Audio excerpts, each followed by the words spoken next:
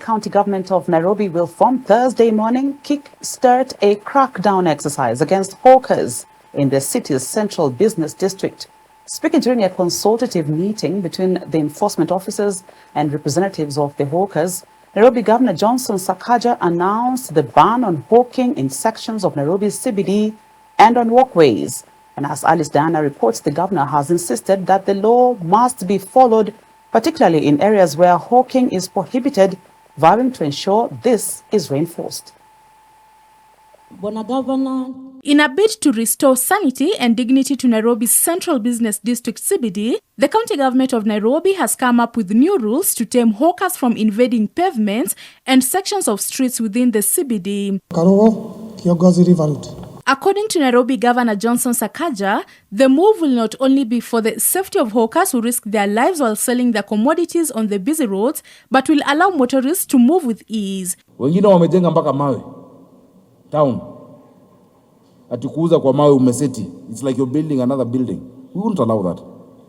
There will be no walking on the road. Kutandika vitu kwa barabara? Zero. That one we will not have. That one is an irreducible minimum even for their own safety.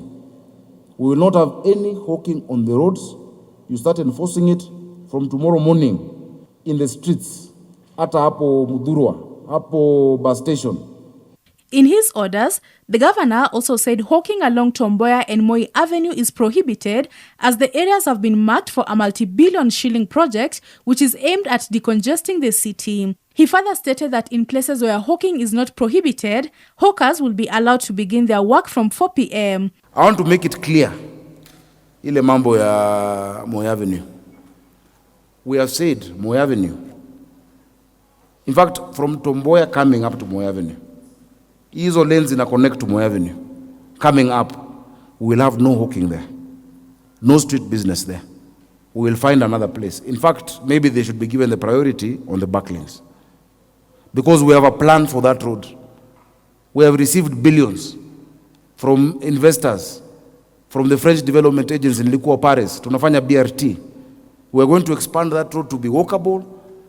Because I am not just taking care of you. I'm also taking care of the Kenyans who are walking. Those who own shops are also taxpayers. So everybody must get their piece. We can't favor one group over another. In a stern warning to his inspectorate officers, the governor said that fairness must be exercised in his orders and implementation must be taken with a lot of seriousness. He further directed the chief officer in charge of security, Anthony Kimani, to ensure that all officers operate while in full uniform. I want all officers to be uniformed. All our officers. I don't want people operating without uniform. They must all be uniformed unless it is a covert operation of plainclothes team. That is specific people. Everyone must be uniformed and identifiable. Lazima uwe na jina yako na namba enye inaonekana. The Nairobi County boss has meanwhile directed that inspectorate officers must undergo refresher training on how to handle people during operations. Training itakuwa ni mandatory. Tutafanya training ya customer service, training ya enforcement, ile refresher. You're very well trained officers. But there are two ways to do something and get the same outcome. Alice Diana, Hope TV News Watch.